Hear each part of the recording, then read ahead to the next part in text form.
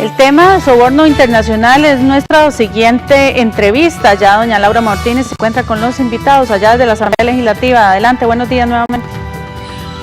Muy buenos días nuevamente, Helen, 7:34 de la mañana. Este lunes, efectivamente, 43 diputados del Congreso aprobaron en primer debate el proyecto de ley que elevará las multas a las empresas que cometan los delitos de soborno doméstico y transnacional, así como penas de cárcel para funcionarios que reciban dádivas por sus funciones. Y otras cosas más trae esa propuesta, esa iniciativa, que es un requisito, se le llama responsabilidad de las personas jurídicas sobre cohechos domésticos, soborno transnacional y otros delitos. Bastante complejo el término, pero resulta que esta propuesta había generado resistencias porque, las multas, voy a leerles también, va a establecer sanciones de tipo penal a las empresas extranjeras, nacionales, que sobornen, lo cual es una novedad en la legislación costarricense, y esta iniciativa es requisito de Costa Rica para formar parte de la OCDE, que es ese club de países de economías ricas, o por lo menos bastante en condiciones sobresalientes, digámoslo así, que son 34 o 36 naciones en total. Y se aprobó anoche. Había generado algunas críticas por parte de legisladores como Pedro Muñoz, sobre todo porque cuestionaban que se pudieran confiscar los bienes a empresas, a las sociedades jurídicas, lo que llamamos a las sociedades jurídicas. Ahora también se podría, porque hasta ahora solo se podía corroborar el soborno en personas físicas, pero no jurídicas. Con esta legislación ya se va a poder. Tenemos aquí a Pablo Barahona y también a Eva Lacuña para ponernos en perspectiva, ambos abogados penalistas, lo que significa esto, porque se le vienen uno a la mente casos sonados, donde se investigó, donde se denunció, donde se planteó por el tema de soborno por parte de empresas, y no se puede dejar de lado todos los sonados casos de Alcatel, y Alcatel, como también de la empresa finlandesa y la Caja. ¿Cómo ven ustedes esta legislación?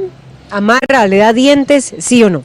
Bueno, quizá, buenos días, Pablo. Muy buenos días, y desde luego a la audiencia de la revista también, Laura, y un saludo cordial y afectuoso al admirado colega Eduardo Acuña. Yo quisiera introducir este tema, que por lo demás me parece muy interesante y que saludo que ustedes se ocupen de él, contextualizando con una brevísima explicación histórica. Y es que en el 77 Estados Unidos saca una ley, que es una ley de prácticas comerciales en el extranjero, en el 77, que hace que como un dominó empiecen a cambiar las cosas en relación a soborno transnacional y a las malas prácticas que venían teniendo los agentes comerciales del primer mundo, que suelen ser muy agresivos a la hora de hacer negocios. Recordemos que dentro de las industrias más corruptas, según la propia OCDE, pero también según Naciones Unidas, las áreas, digamos, de la economía más corruptas son, y en este orden, armas, petróleo, licitaciones públicas, y después entonces vienen campañas políticas. Y la corrupción, digamos, de agentes extranjeros tiene varios elementos muy tóxicos, muy complejos, que hay que analizar. En cuenta es que normalmente se trata de montos dinerarios mucho más altos que los que se manejan solo a nivel nacional. Lo pongo como ejemplo: cuando se habla de licitación internacional algo, es porque es realmente grande. Hablamos de la terminal de contenedores de Moín, de la ruta 27, no estamos hablando de arreglar la acera, sí, del tren, de un metro, son inversiones masivas. Entonces la corrupción, por tanto, será masiva también. Bueno, a partir del 77 empieza a darse una discusión interesante entre corruptólogos, digo, desde la academia, pero además también empiezan a cambiar las cosas precisamente aquí donde estamos, en los parlamentos de los países, porque resulta, y esto aunque parezca increíble, buena parte de las legislaciones de los países de primer mundo tenían una regla a nivel fiscal, a nivel tributario, que se llamaba deducibilidad tributaria, y esto implicaba que los agentes comerciales, es decir, los que representaban a las empresas, podían deducir de los impuestos, así como se deduce hoy una inversión de un leasing o negocios totalmente lícitos, se podía deducir lo que yo pagara de soborno a agentes públicos en otros países. Hubo un escándalo enorme, la jueza Joly, eminente en Francia, incluso tiene un libro donde cuenta un poco esta historia.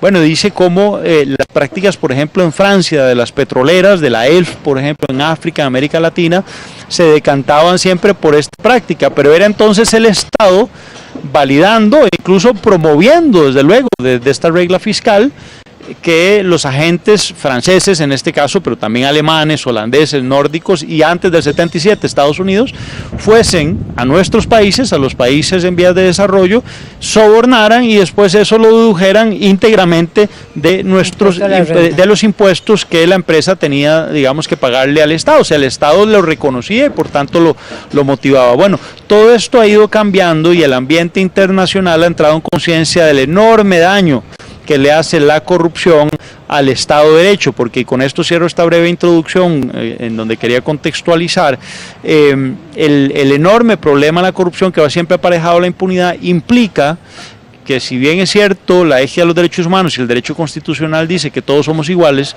lo cierto es que al final unos somos más iguales que otros, y eso es precisamente lo que posibilita la corrupción. Termino con una frase de Richelieu que decía que aprobar una ley y no hacerla cumplir equivale a promover lo que en un principio se pretendía prohibir. Es una suerte de trabalenguas, pero lo que quiere decir es que si el derecho penal establece penalidades, por ejemplo, para el soborno, transnacional o nacional, no importa, lo cierto es que si después esto no se cumple, o se cumple solo en algunos casos, con preferencia y en deferencia de esos casos específicos, bueno, entonces, y no en otros, entonces ahí estamos no solo ante corrupción, sino ante impunidad. Y eso es lo que la OCDE un poco trata de venir a evitar. ¿Por qué? Porque la OCDE lo que está tratando de ambientar son buenos negocios, es un ambiente de seguridad jurídica y por tanto donde han encontrado debilidades en nuestro marco jurídico vienen a darnos un recetario que es el que aquí más o menos se está acogiendo como un dictado primario por parte de nuestros diputados. Discutir si eso es bueno o no, creo que es lo que sigue. Bueno, y tenemos poco tiempo. A ver, multas por el delito oscilarán entre 446 millones y los 4.400 millones de colones, mientras que hoy son de 8,9 millones y 446. Es evidente que se aumentaron muchísimo las multas y vienen una serie de penas, sanciones a personas que van de 4 a 12 años de cárcel, representantes de empresas que sobornen transnacionalmente, etcétera. ¿Cómo ve Eva Lacuña esta legislación? Y ya tenemos al diputado Pedro Muñoz en línea, que se opuso sobre todo a la parte confiscatoria, o sea, que se le pudieran quitar bienes a las empresas. Eva Lacuña, buenos días. Buenos días, doña Laura, Pablo.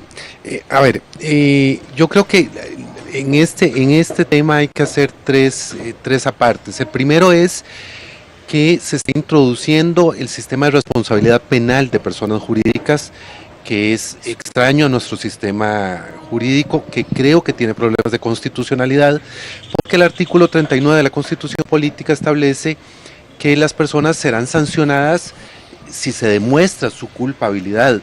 Y es difícil demostrar la culpabilidad, que tiene que ver con un aspecto subjetivo, cuando estamos hablando de empresas y entonces hay un tema de responsabilidad objetiva.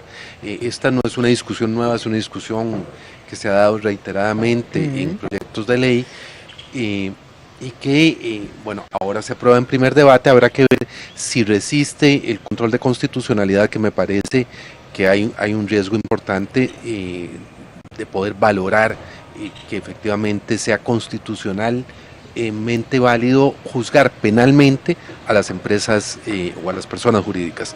Lo segundo, no es cierto que OCDE lo haya establecido como un requisito. Lo que OCDE dijo fue que las reglas de sanción que están establecidas en la Ley contra la Corrupción y el Enriquecimiento Ilícito, que son sanciones administrativas, habían demostrado ser ineficaces o insuficientes, y que recomendaba corregirlo. Esa corrección se hace a través de este proyecto, que además llama la atención que es un proyecto que se tramita en tiempos brevísimos, o sea, entró en febrero, se está aprobando en primer debate ya en junio. Y lo tercero, si es, hay un riesgo también me parece a mí, que no se ha valorado en las sanciones, porque las sanciones podrían conllevar a que el patrimonio completo de la empresa sea confiscado, sea objeto de comiso en una sanción impuesta por un tribunal. y hay que establecer que el patrimonio de las empresas es propiedad de los socios. Entonces está sancionando indirectamente a los socios, aunque no hayan tenido participación o responsabilidad en esto. En un eventual soborno. En un eventual soborno. Ahora, hay temas importantes que sí... se está haciendo para quien legalice, encubra y legitime bienes o activos de productos también. Pero también se sanciona el no haber evitado que esto ocurriera, a un modo de responsabilidad objetiva.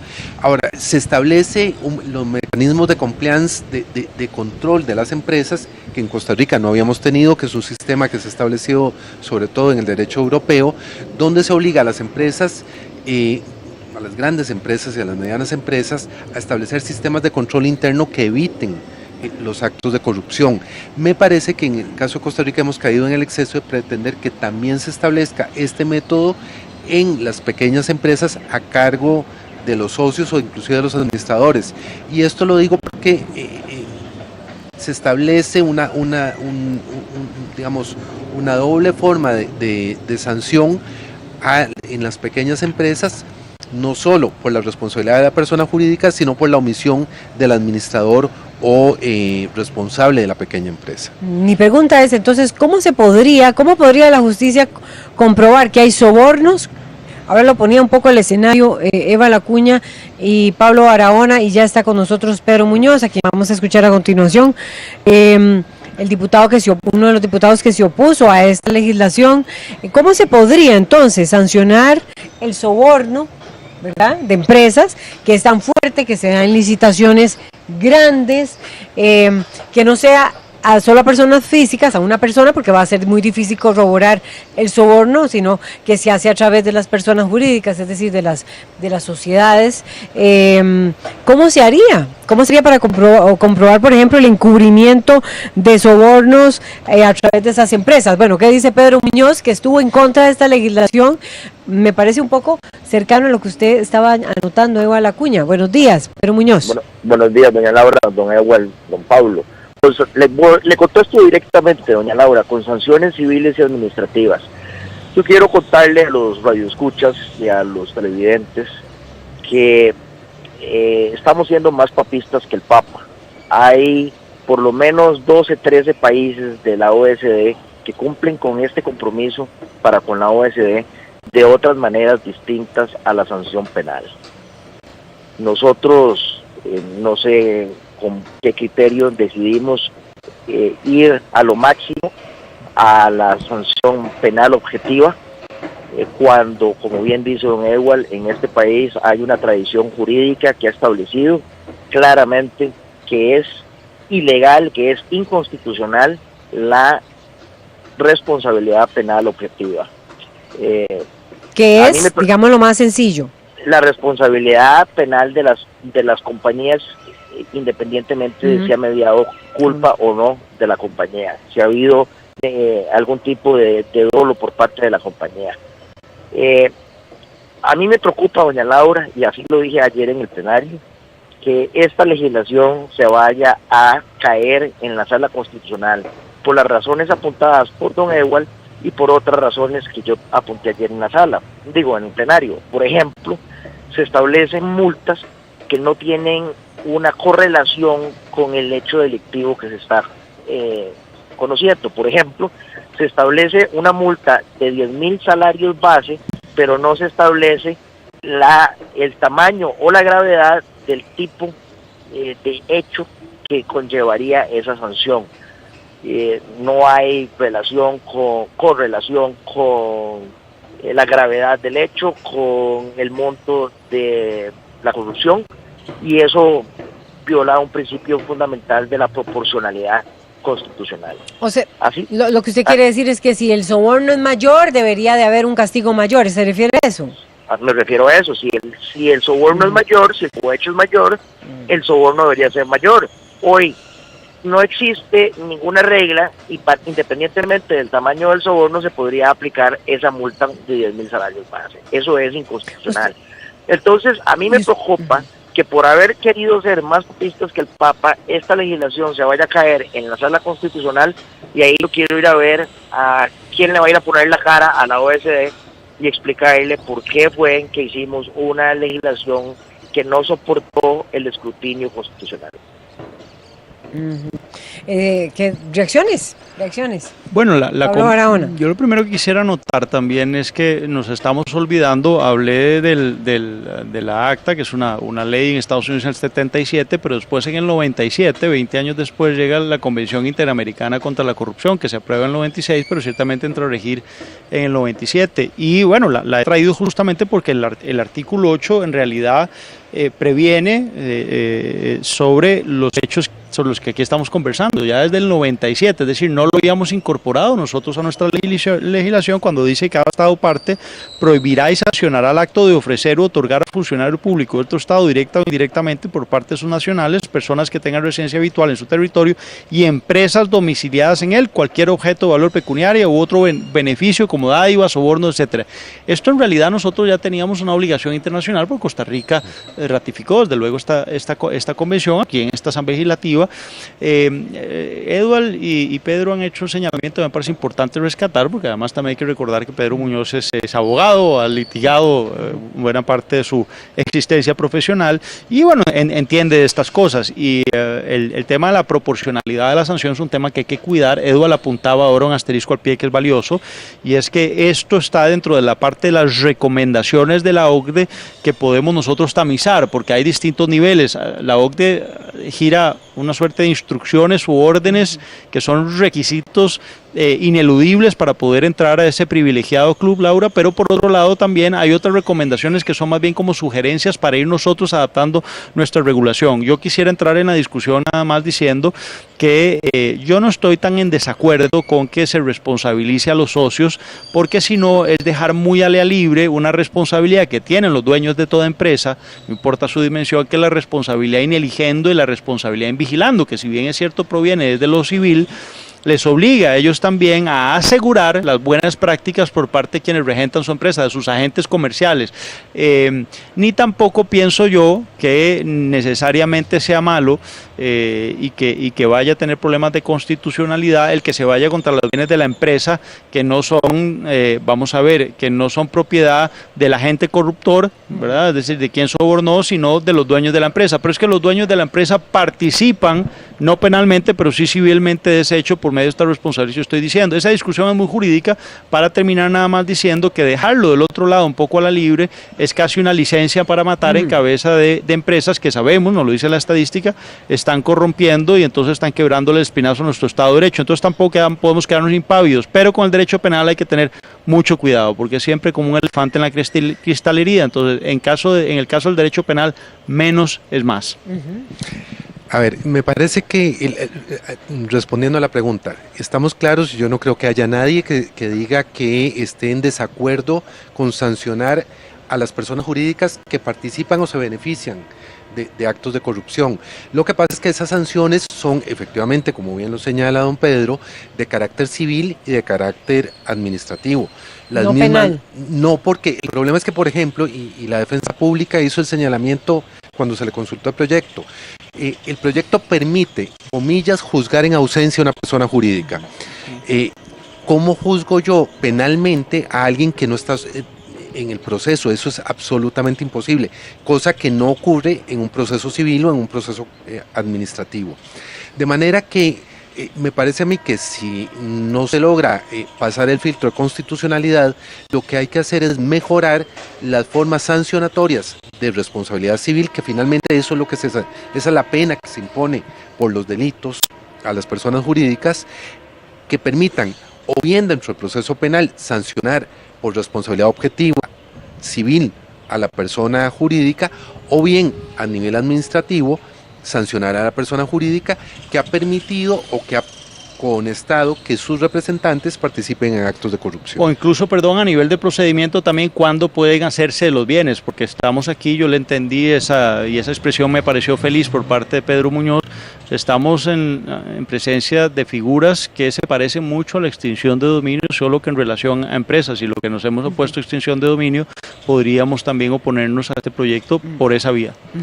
Eso significa, lo que ustedes están diciendo es que cuando, vamos a ver, si un representante de una empresa es el que soborna, no se puede culpar a todos los socios de la empresa y no, por tanto, no se le podría confiscar sus bienes. Se lo pongo de la siguiente manera, doña Laura. Pero entonces, ¿cómo se podría sancionar? Se sanciona al funcionario con penas de cárcel. Al funcionario sí, pero al dueño de la empresa, el corruptor. Si la empresa, a ver, si hay una persona física que es corruptor, se le sanciona con pena de cárcel. Okay. Y a la persona jurídica se le sanciona con una multa, que finalmente lo que se está haciendo ahora, pero introduciendo el juicio de responsabilidad contra la persona jurídica dentro del proceso penal, que es la parte que yo tengo dudas de que resista la consideración del artículo 39 de la Constitución Política, que exige demostrar la culpabilidad, que es básicamente responsabilidad dolosa o culposa. Y eso en personas jurídicas es muy difícil, cuando no imposible. Pedro Muñoz. No, doña Laura. Me escuchamos, adelante. Después de todo, lo que más me preocupa es que esto se vaya a caer en la sala y que luego, ¿qué le vamos a decir a la OECD? A mí me va a preocupar que digan que nosotros los diputados no sabemos hacer leyes.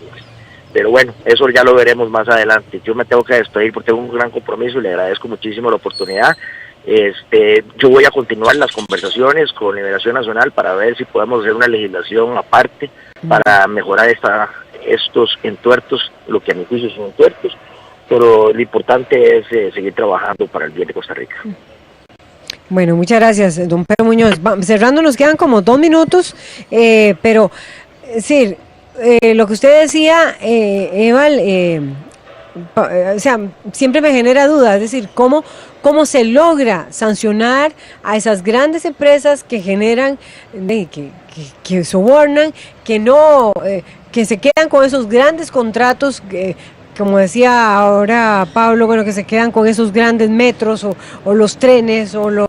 Ya las sanciones existen. Es que yo creo que lo que OCDE señaló fue la incapacidad operativa. A ver, las sanciones de multas, de comisos, de inhabilitaciones están establecidas en la Ley contra la Corrupción y el Enriquecimiento Ilícito. Que la Contraloría General de la República, que la Procuraduría General de la República y eventualmente la Procuraduría de la Ética no hayan sido lo suficientemente eficientes en la aplicación de esas normas es historia aparte para afirmar, que no permite afirmar que no haya consecuencias en el sistema jurídico costarricense. Entonces, ¿por qué la OCDE, ese Club de Países Ricos, nos dice que es insuficiente? Porque lo que dice es que la implementación de esas normas no ha demostrado ser eficiente. Eso es lo que dice la recomendación. A mí toda esta discusión me parece un tanto supina y me produce cierta alergia, Laura, porque yo creo que hay un discurso políticamente muy hipócrita en Costa Rica en relación a la corrupción, y lo digo porque por un lado están nuestros diputados jugando hoy, no ayer, pero hoy, como paladines anticorrupción, pero lo cierto es que buena parte de los informes de las comisiones investigadoras especiales en esta Asamblea Legislativa nunca han llegado a conocimiento del plenario legislativo y nunca, digamos, han procurado darle el seguimiento para que eso se convierta en sanciones concretas, incluso de inhabilitación contra funcionarios políticos que tocan de presidentes, ministros, exdiputados, etcétera. Por otro lado, tenemos en el Poder Judicial varada la jurisdicción especial sobre crimen organizado, alegando falta de recursos. Por otro lado, están también en un debate en el Poder Judicial diciendo que, bueno, se está desmantelando lo poco que había en materia de investigación contra la corrupción en el OIJ, que la Fiscalía tampoco tiene esos recursos, se los está negando la Corte Plena. Y por otro lado, acá entonces decimos, bueno, pero para cumplirle a la OCDE salimos con esto, que es lo que suele llamarse una ley simbólica, en este caso un derecho penal simbólico, que es una suerte de placebo para decirle a la población, y esto creo que es un framework, un marco que hay que explicarle a la población bien para no quedarnos solo en la letra menuda de la ley y convertirnos aquí en leguleyos interpretadores. Lo que le están diciendo con esta reforma placebo, no se preocupe, aquí todos somos paladines, todos estamos contra la corrupción, pero en el fondo esto no cambia mucho, porque la OCDE tiene razón, y este apunte de Eduardo a mí lo que me permite es decir, sí, Costa Rica ha sido ineficiente en la lucha contra la corrupción, porque decimos mucho, pero hacemos poco. Es difícil decirle a una Fiscalía General que investigue lavado de dinero, crimen organizado, que es investigación muy cara, que merita muchísimos recursos, sin jueces especializados. Esto le toca normalmente a jueces ordinarios que así como ven una usurpación, terminan viendo lavado de dinero que implica manejo financiero, casos de tramitación muy compleja, incluso amenazas, protección eventualmente no solo a testigos sino a los jueces, a los fiscales. Todos esos temas no los estamos viendo y Costa Rica está todavía en pañales y deberíamos empezarlos a ver, Laura. Muchas gracias a Eva Lacuña y a Pablo Barahona por ponernos en perspectiva y al diputado Pedro Muñoz, a ustedes también por acompañarnos. Buenos días.